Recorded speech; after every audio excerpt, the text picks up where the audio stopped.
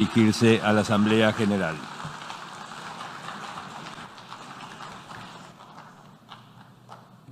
Bismillah ar-Rahman ar-Rahim. Iyyaka na'budu wa iyyaka nasta'in. Mr. President, Honorable Secretary General, Excellencies, ladies and gentlemen, I feel honored today to represent my country at this forum of world leaders, where we have a chance to discuss problems that the world is facing. I want to talk about a lot of problems, but just four today. And I especially came to this forum despite a difficult time in my country, facing challenges. I would not have come, but because I feel that there are some very urgent problems which the world must address. So first of all, I start with climate change. So many leaders have talked about climate change. But Mr. President, I feel that there is a lack of seriousness. Perhaps world leaders some of the leaders who can do a lot, do not realize the urgency of the situation. We have a lot of ideas, but as someone said, ideas without funding is mere hallucination. Pakistan, I'll give you start with my own country. Our country is amongst the top 10 nations in the world which are most affected by climate change. We depend upon our rivers. We are mainly an agricultural country. And 80% of the water in our rivers comes from our glaciers. The glaciers, not just on the Pakistani side, even India. The river, the 80% of the water in Ganges and the Indian rivers also comes from the glaciers, from the Himalayan glaciers, Karakoram, Hindu Kush. And these glaciers are melting at quite a rapid pace. We detected already 5,000 glacial lakes in our mountains. And if this keeps going, if nothing is done, we are scared that humans are facing a huge catastrophe. In my country, when my party came to power in the province of KP, we planted 1 billion trees in 5 years. Now we've set ourselves a target of 10 billion trees in Pakistan. Idea being to counter the effects of global warming. But one country cannot do anything. This has to be a combined effort of the world. My optimism comes from the fact that humans, the Almighty has endowed humans with great powers. We can do anything, provided our survival instinct is stirred up. And this is really what I hope that the United Nations will take a lead in this. There must be more emphasis. Richer countries must be pushed. Countries that are responsible for, mainly are responsible for greenhouse gas emissions. They must be pushed because our country contributes minuscule amount to greenhouse gases. So I feel that the United Nations must take leadership in this. My second issue for me right now is even more critical. Mr. President, every year Billions of dollars leave the poorer countries and go towards rich countries. Billions of dollars siphoned off by the ruling elites of the developing world. And they find their way into Western bank accounts, offshore accounts, tax havens, expensive properties hidden behind companies bought in Western capitals. Mr. President, this is devastating the developing world. This is causing more poverty, deaths. It's impoverishing the developing world. The difference between rich and poor countries is growing because of this. Money laundering, which happens because money leaves the poorer countries into rich countries, is not treated the same as, for instance, money from drugs or terror financing.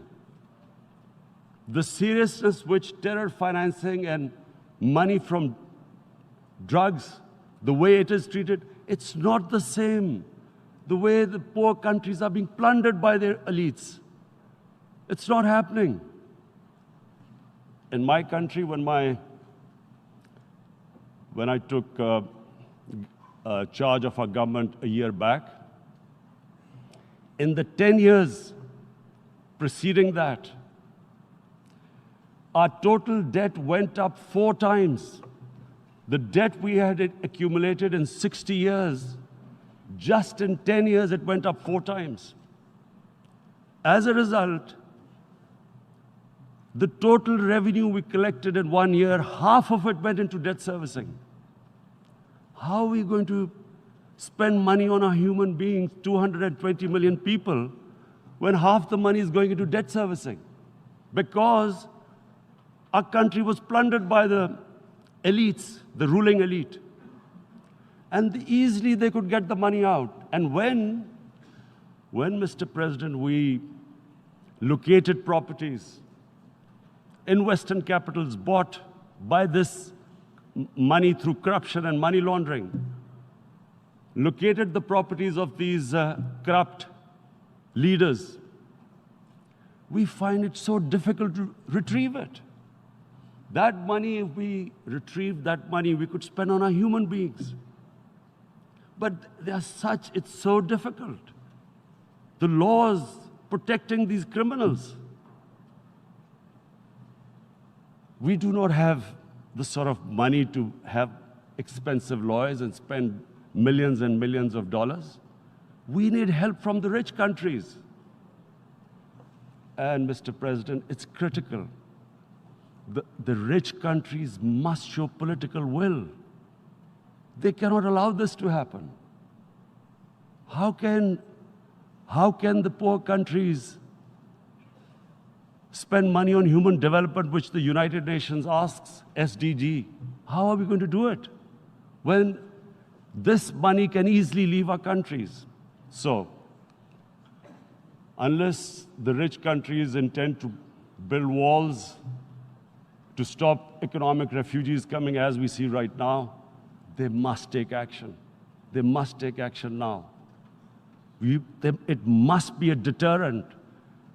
Corrupt ruling elites should not be able to take money out easily and park it into foreign bank accounts and into these properties abroad. And I never understand why. Why do we have these tax havens? Why is this allowed? Why shouldn't rich people pay taxes? Why is it legal to have these tax havens where you have these secret accounts? Because, the world is changing. The population of the world is growing. Sooner or later, you're going to have a crisis. If the poor get poorer and the rich get richer, there is going to be a crisis sooner or later. So this is my second point. I hope that the United Nations takes a lead in this. It involves the IMF, the World Bank, Asian Development Bank. They must find a way of stopping this plunder of the developing world. My third point is Islamophobia. There are 1.3 billion Muslims in this world. There are millions of Muslims living in other countries, European countries, and the US as minorities. Islamophobia since 9/11 has grown at a pace where it is alarming. Human communities live together. There should be understanding amongst them. But Islamophobia is creating a division. Muslim women wearing hijab, it's become an issue. It's become an issue in some countries. Hijab is some sort of a weapon. A woman can take off her clothes in countries, but she can't put on more clothes. How is this happening? Because of Islamophobia. And how did this Islamophobia start? After 9/11. And why did it start? Because certain Western leaders equated terrorism with Islam. Islamic terrorism. Radical Islam. What is radical Islam? There is only one Islam, and that is the Islam we follow of Prophet Muhammad sallallahu alaihi wasallam. There is no other Islam. Radical Islam, Islamic terrorism, what message did they send to people in the West, and why is there Islamophobia? How is a person in New York, in the Midwest, in the US, in European capital, how is he going to distinguish between who is a moderate Muslim and who's a radical Muslim? Because terrorism has nothing to do with any religion. This Islamic terrorism, Islamic radicalism, and sadly used by leaders, this has been the main reason for this Islamophobia. And it has caused pain amongst Muslims. We in Muslim countries watch this Islamophobia traveling abroad, and it's getting worse.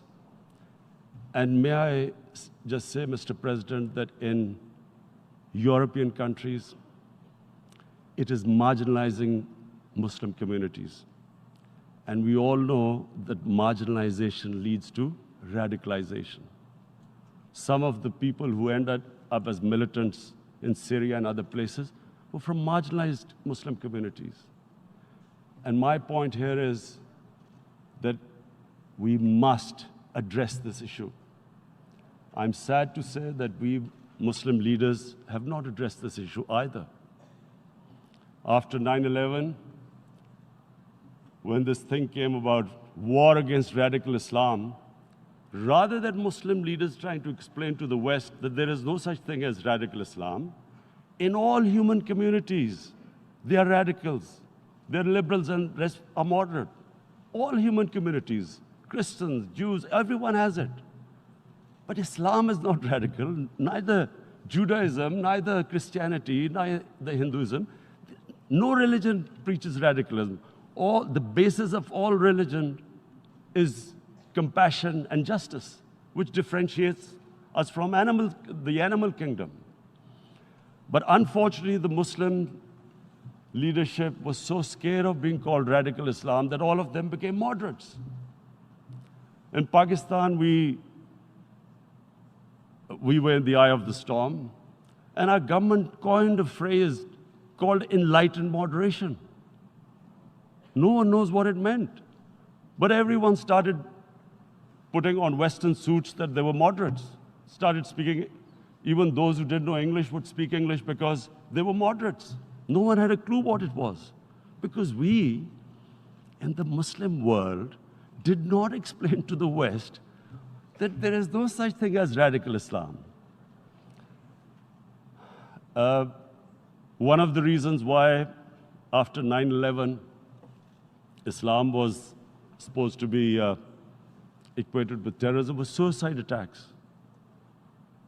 Because the 9/11 bombers did a suicide attack, all sorts of theories came up that the Muslims are involved in suicide attacks because they will get virgin in heavens. Some came up with, what about women? Suicide attackers. So this bizarre thing happened. No one explained. Suicide attacks and Islam were equated. No one did research that before 9/11, the majority of suicide attacks in the world were by Tamil tigers, who were Hindus. No one blamed Hinduism, and quite rightly. What has Hinduism got to do with what desperate people were doing in Sri Lanka? We all know about, we've seen films about Japanese kamikaze pilots at the end of the Second World War doing suicide attacks. No one blamed the religion. But here we were trying to prove we were moderates and not explaining to the West. But the most important thing I wanted to say here today, in explaining this Islamophobia, Mr. President, and I feel it's very important because I've spent, because of, I played professional sport in England, I spent a lot of time there. So I know how the Western mind works and how West views religion. So where the misunderstanding about Islam came. And one of the reasons it caused Islamophobia. That was, in 1989, this book was published, maligning, insulting, ridiculing our Prophet Muhammad sallallahu alaihi wasallam. And there was a reaction in the Muslim world. The West couldn't understand what was the problem. Because in the West, because I have spent so much time in the West, religion is perceived completely differently. They don't look upon religion like we do. And so, Islam was supposed to be an intolerant religion. It was against freedom of expression.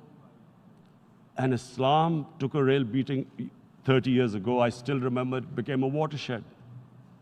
And every 2 or 3 years, someone would malign our Prophet, peace be upon him. There would be a reaction by the Muslims. And again, it was Islam, an intolerant religion. Again, this time,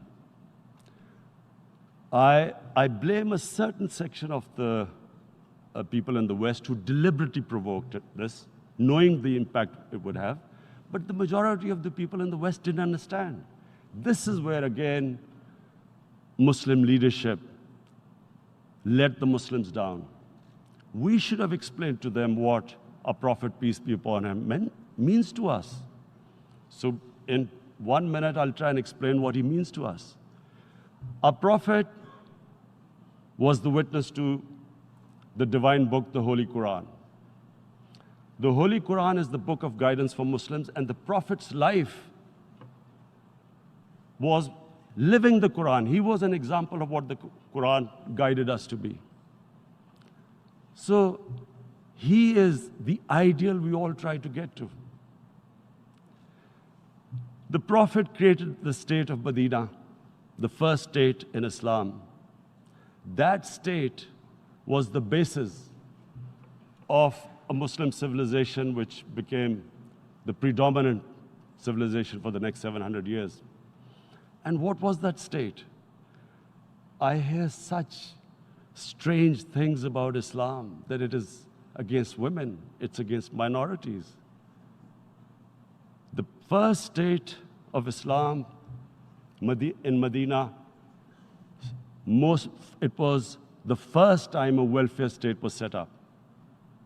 The state took responsibility of the weak, widows, orphans, poor people, handicapped. It taxed the rich, spent the money on the poor. The state announced that all human beings are children of Adam, hence equal, whatever the color of their skin. The state announced, the Prophet announced that, and slavery, the whole system depended on slavery as it did for many years in the Western societies. The Prophet said that one of the greatest deeds is to free a slave. But because the society depended on slavery, he said, but if you have to treat them as an equal member of the family. And as a result, something happened in a Muslim world which hasn't happened in any other civilization. Slave dynasties appeared. Slaves became kings.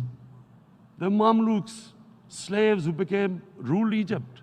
In India, there were slave dynasties. And then, with minorities, again, you hear that Islam is supposed to be against minorities. Let me just make this clear.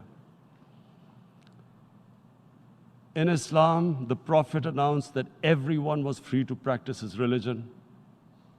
It was a sacred duty to protect the places of worship of all religions. He announced that every person is equal in front of law, whatever his religion or his color. And this incredible case, and I always quote this, that the fourth Khalifa, the head of state of Medina, he lost a court case against a Jewish citizen. So, number one, it showed there was a rule of law, no one was above law. And number two, that a Jewish citizen was an equal citizen. So, Mr. President, when a Muslim society is unjust to its minorities, it is going against the religion of Islam and our Prophet, peace be upon him. So, it is important to understand this. The Prophet lives in our hearts. When he's ridiculed, when he's insulted, it hurts. As we human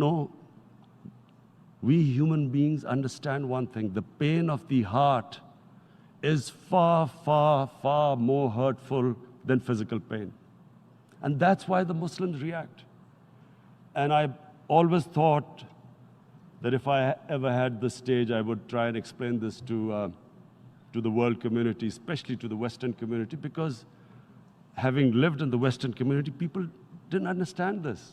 When I first went as a teenager to England, there was a comedy film on Jesus Christ. It's unthinkable in Muslim societies.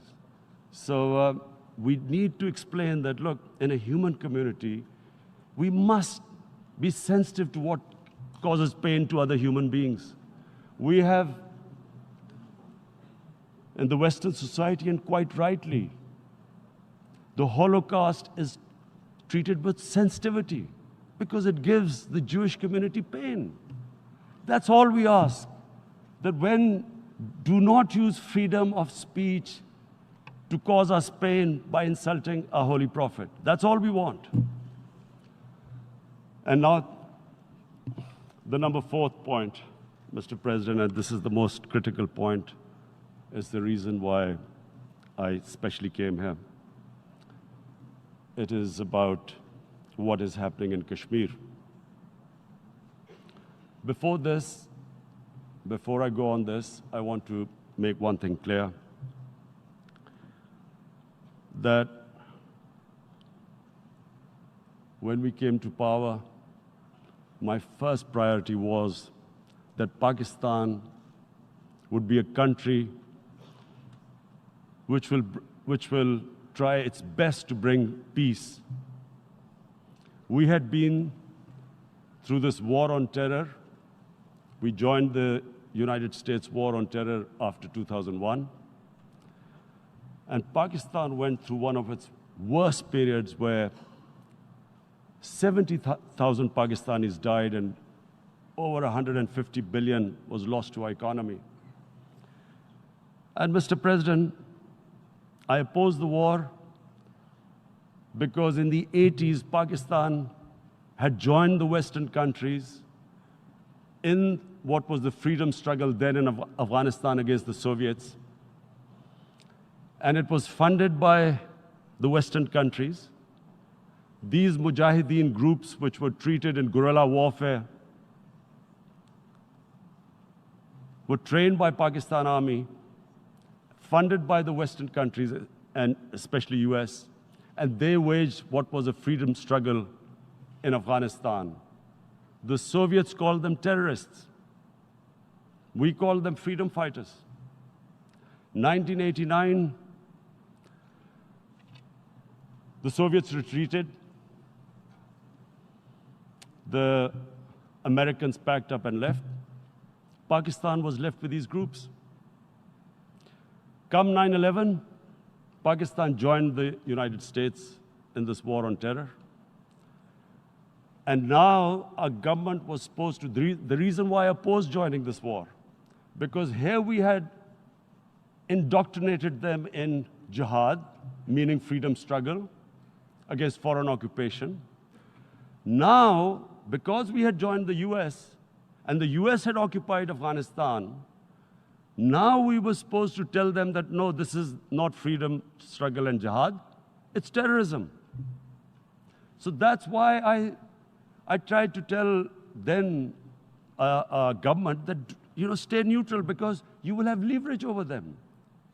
You will be able to control them. But if you join them, you become collaborators, and they will attack you, which is what happened. They turned against us. We went through a nightmare. 70,000 people killed in a war we had nothing to do with. No Pakistani was involved in 9/11. Taliban were in Afghanistan. Al-Qaeda was in Afghanistan. What had we to do with it? 70,000 Pakistanis died. So when we came to power, we decided that we would dismantle what was left of these groups. And this decision was taken not just by us, but by all the political parties in Pakistan. Unfortunately, they didn't implement it. So we came to power, we decided to implement it, and we dismantled whatever was left of the groups. And I know that India keeps accusing us that there are these groups there. I would like the United Nations to send observers, see for themselves what we've done. No Pakistani government would have dared to do this because it would have created strife. But we decided that there would be no militant organizations in Pakistan. So I need to give you this background and to what I'm going to say later on. And secondly, we started mending fences. I invited the Afghan president. We developed a relationship with Afghanistan. We had problems with Iran. We mended fences there. And then India. Now let me just give you a little background about my relationship with India. Because of cricket, and cricket being it's a passion in the subcontinent, I had great following in India. I have friends in India, and I loved going to India. So immediately, when my party came to power, the first thing we did was to immediately reach out to India. And I spoke to President Modi, and I said, look, we have similar problems. Climate change, poverty, let's get together. Let's resolve our differences through trade. Let's build a relationship on trust. Prime Minister Modi told me that, there were terrorist attacks from Pakistan. I said, we have problems with you. There are terrorist attacks which we know are instigated by India in Balochistan. We caught a spy, Kulbhushan Yadav, who admitted what the sabotage going on in Karachi and Balochistan. So we said, look, let's leave that behind. Let's move forward. Our main priority should be our people. The highest number of poor people live in the Indian subcontinent. Unfortunately, didn't make any headways. Our foreign ministers were supposed to meet on this in the UNGA last year. India canceled it. We thought that it's their election coming up. It's a nationalist, ultra-nationalist party. It doesn't want to cozy up to Pakistan. So we thought, okay, we'll wait till the elections. Meanwhile, a 20-year-old Kashmiri boy, whose father said was radicalized by the security forces in Kashmir, blew himself up on an Indian convoy. Immediately, India blamed us. I spoke to the Indian public on television. I said, if you give us any iota of proof, we will immediately take action, because we've clamped down on these groups. Rather than sending us any proofs, they sent their jets in, they bombed us. We retaliated. A jet, 2 of their planes were shot down, 1 pilot bailed out in Pakistan. We immediately returned the pilot, saying that, look, we do not want any escalation.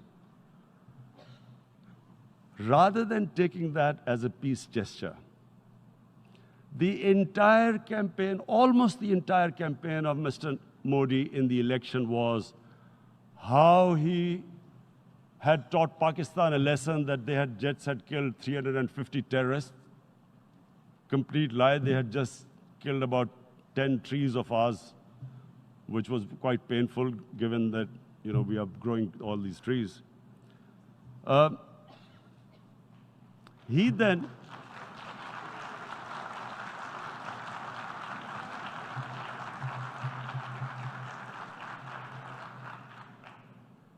the election campaign, Mr. Modi used words like, this is just a trailer, the movie is about to start. I went into Pakistan and taught them a lesson. This was the election campaign. Okay, so we thought, us politicians make all these statements to win elections. So, okay, after elections, we'll get back to our normal relationship. Well, the moment the elections ended, we approached India, no response, but then we discovered they were trying to push us in the FATF blacklist to bankrupt us. That's when we realized there was an agenda.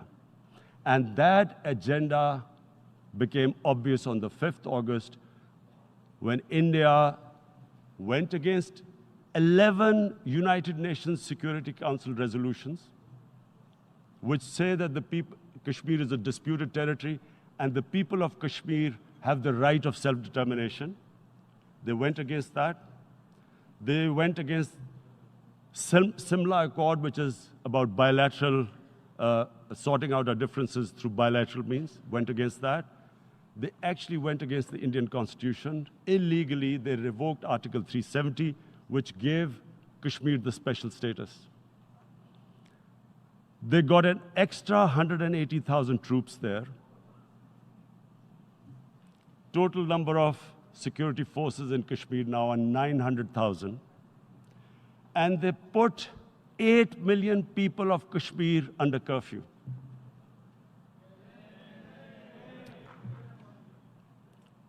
Mr. President,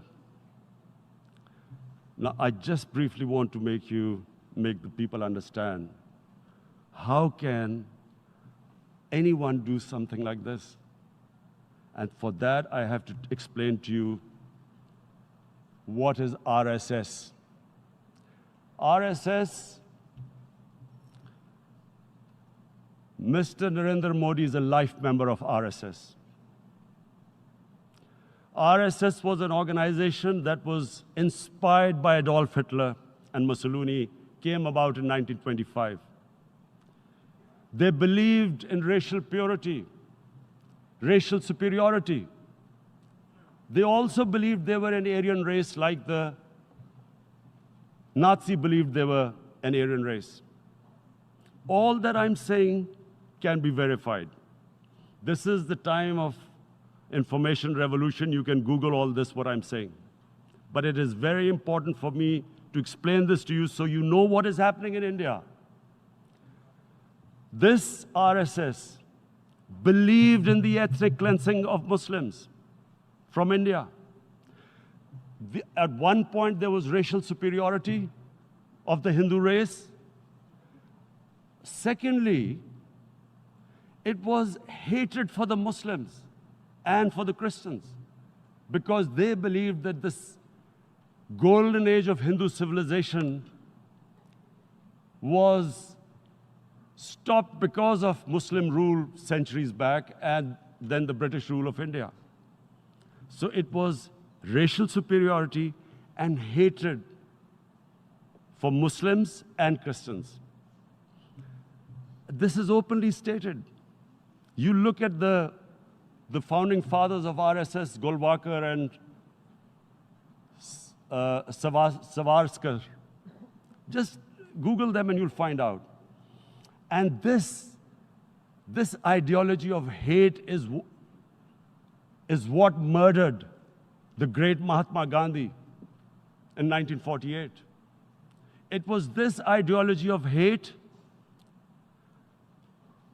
that made Narendra Modi in 2002 do a pogrom against Muslims in Gujarat when he was the chief minister. He allowed 3 days for these RSS goons who were inspired by the Hitler brown shirts. They actually wear brown shirts. This RSS, the Congress Home Minister gave a statement that in RSS camps, terrorists are being trained. And these terrorists butchered 2,000 Muslims and 150,000 Muslims were made homeless. Narendra Modi could not travel to the US because of that. And I need to make you understand this background before I explain to you that what sort of a mindset would lay siege to 8 million people with 900,000 troops. Women, children, sick people, locked in as animals. In fact, of what I know of England, if 8 million animals were locked in, the RSPCA would have made a lot of noise about it. These are human beings.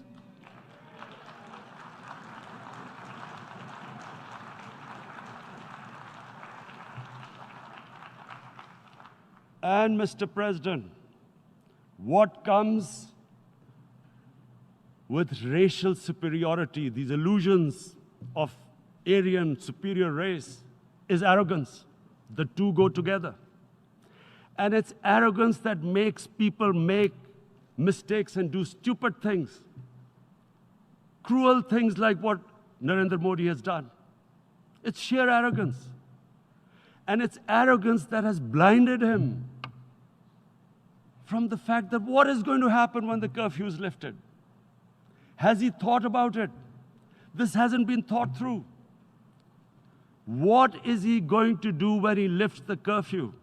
Does he think that people of Kashmir will quietly accept the status quo because India has changed the constitution and taken away the special status? They'll accept that?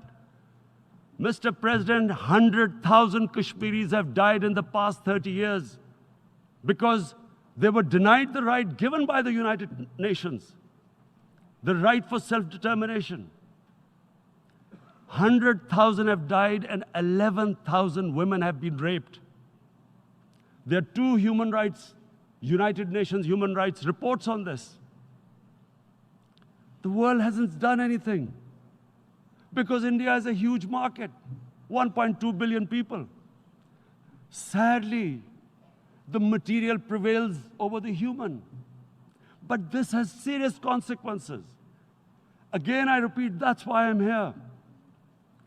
Look, what is going to happen when the curfew is lifted will be a bloodbath. The people will come out. There are 900,000 troops there. They haven't come to, as Narendra Modi says, he's done this for prosperity of Kashmir. This is supposed to be for the development. These 900,000 troops, what are they going to do when they come out? There'll be a bloodbath. Has he thought it through what happens then? Mr. President, has anyone thought that what happens when there is a bloodbath? What do you think the impact will have on people of Kashmir? What do you think they will think? The way they have been boxed in their houses, treated like worse than animals, no rights. Thousands of all the political leadership has been arrested, taken out of Kashmir. Even those Kashmiri leaders who were pro-India have been taken out. 13,000 boys have been picked up and taken to God knows which destinations. So what do they think? What will the people of Kashmir do when they lift the curfew? They will be out in the streets. And what will these soldiers do? They will shoot them. They've already used pellet guns, blinded young boys. In the last 6 years, the 5 years, the oppression that has gone on in Kashmir. And so, Kashmiris will be further radicalized. Mr. President, there will be another Pulwama. And guess what? India will blame us. They're already blaming us. They're saying all this is happening because of Pakistan. One of their defense ministers said, there are 500 terrorists lined up on the border to go in. Why would Pakistan send 500 terrorists when there are 900,000 troops? What impact are they going to make? What will they do? And why would? Don't we know that the moment there is some terrorist attack, all that will happen is there'll be further cruelty and oppression of the people of Kashmir. We will just give the 900,000 troops to further crush the people of Kashmir. And then we'll give the Indian government an excuse that, look, Pakistan is a terrorist state, and this mantra that has gone on, Islamic terrorism. The moment you use this catchword, Islamic terrorism, the whole world turns away. No one talks about human rights. You can do whatever you want, which is what has happened in Kashmir, because they keep using this word, Islamic terrorism. And this is what they're doing right now. What do we benefit from further increasing the cruelty on the people of Kashmir? And why would we want this? But there is no other narrative left for India. As when they lift the curfew, whatever happens, Pakistan will be blamed, and there is always a danger of another Pulwama. They might come and bomb us again, and then another cycle might start. And what does Narendra Modi think? That 180 million Muslims of India are thinking right now. Aren't they watching these Kashmiris stuck inside for 55 days they've been stuck in? Aren't they watching? What do you think? Don't you think that the Muslims will be radicalized in India? And I'm talking about 180 million people. And when they get radicalized, there will be some incident in India somewhere down the line. Again, we will be blamed. And I'm warning you right now, again, we will be blamed. And Mr. President, what about 1.3 billion Muslims who are watching this? And they know that it is only happening in Kashmir because they're Kashmiri Muslims. This is not happening to Kashmiri Hindus. They know that this is happening because of their religion. So what do you think they will be thinking? What do you think the Jewish community would think if there were, forget 8,000 Jews stuck like this? What do you think Europeans would think? What do we think? I mean, any human community, if their members are stuck like that, what do you think they will think? Are we a children of a lesser God? Is it not going to cause us pain? And then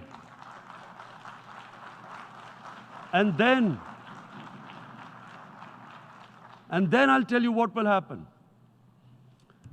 People will, in the 1.3 billion Muslims, someone will pick up arms. I know we've been brought up with films, Western films. This good, decent guy doesn't get justice. He decides to pick up a gun and start seeking justice. There was a film made in New York, famous film called Death Wish.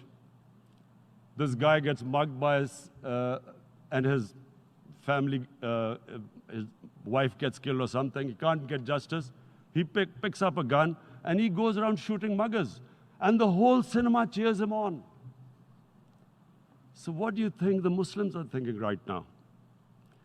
If there is a bloodbath, there will be Muslims becoming radicals, not because of Islam, but because of what they will see, that there's no justice when it comes to Muslims. There were Rohingya Muslims, Myanmar, who are, God knows, almost 1 million people out, ethnic cleansing. What was the response of the world community?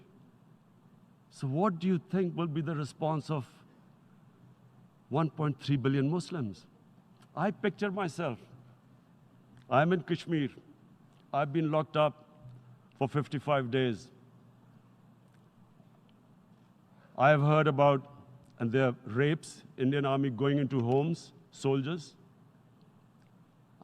Would I want to live this humiliation? Would I want to live like that? I would pick up a gun. You're forcing people. You are forcing people into radicalization. When people lose the will to live, what is there to live for? And this is what, if you can do this to human beings, you are actually radicalizing people. And so, Mr. President,